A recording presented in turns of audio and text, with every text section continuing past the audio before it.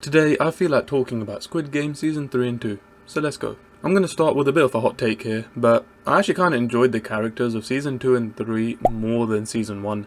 Obviously, Season 1 had some goated characters like her, and of course who can forget Ali the Goat.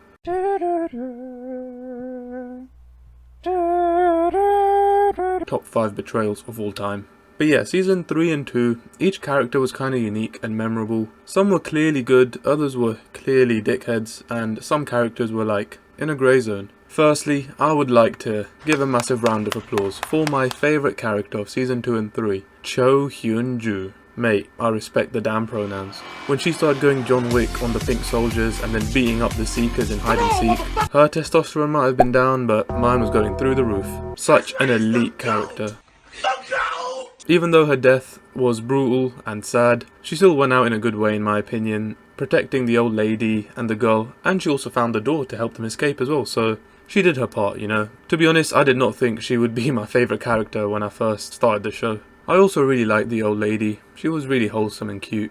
Speaking of brutal deaths as well, this scene was just too f***ed up, man. This dude reminded me of Ali. Some people are just too innocent for the games, and him and Ali, they won't be forgotten. I knew he was going to die, obviously, but I didn't expect him to go out this way, you know, being stabbed by his own mother, so yeah, it's peak. I have to move on to now, the Worst Father of the Year award. There's only one candidate for this, and that is Mr. Lee Myung-gi. This guy makes Toji look like Uncle Phil. Myung-gi is a character very much in the grey zone. You can't tell what his motives are, he's always flip-flopping, changing sides. But I realise, he plays the game just like his backstory of being a crypto scammer. He plays both sides, but ultimately, he only cares for himself and the money, in my opinion. He kept leaving me bamboozled. I mean, I kept thinking the redemption arc was coming, and then his kid was born, and I don't even think he went to say hello to the little guy. Comes to 8-month-old Brian. Lee Myung-gi. You are not... I mean, in the jump rope game, you would have expected him to be the one to carry the little dude across, and then the main guy would have taken player 222 across, but instead this guy just remains silent. He doesn't say anything. At first I thought, okay, maybe he wants to hide the fact that he's the father to use it as like a trump card later on, which he kind of does do that, but I don't think saying hello to the little kid would have baited him out, you know, so. And then at the end, this guy wants to chuck the baby off the top as well. Like, what the hell?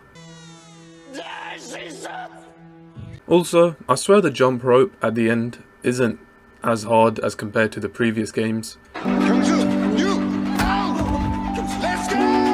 Like, as long as you're not obese, you should be fine, right? I guess if the people at the end are pushing you off, which they do in the show, makes it a lot harder, I guess, but I don't know, the game itself did not seem that difficult. Oh yeah, there's one other guy I forgot to mention, and that is Thanos. What a goat. I loved him so much. I wish they kept him alive for Season 3. His switch up between Korean and English and his crappy raps just had me creasing and cringing so hard. You know, Chel, I'm a legend, Thanos.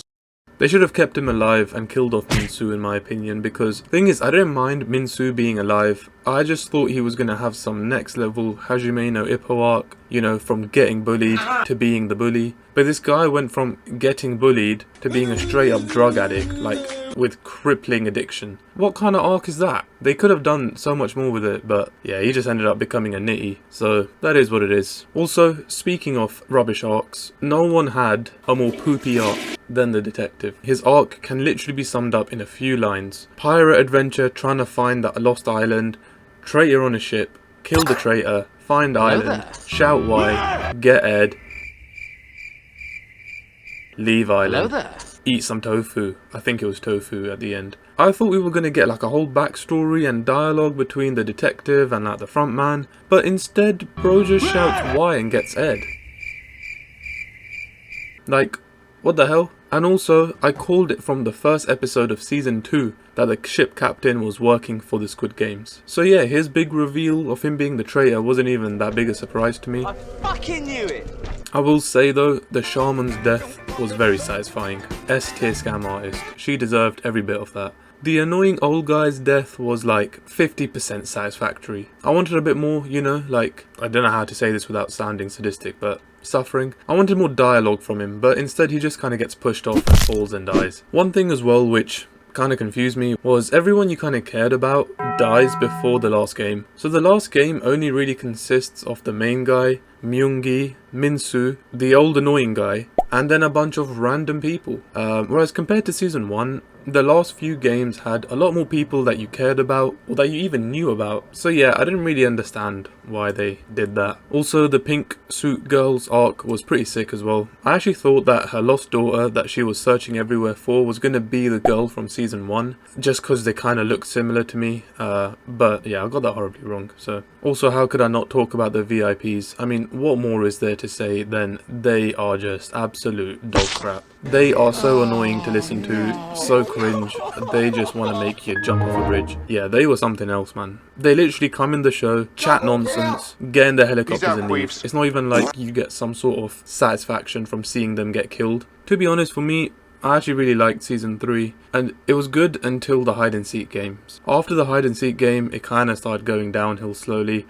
Some stuff was very unfulfilling, like the detective arc.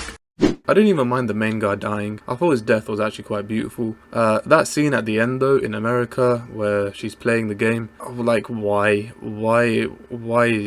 is it going international? Like bro, just call it a day. You made a good show, put the Squid Game in the bag, move on.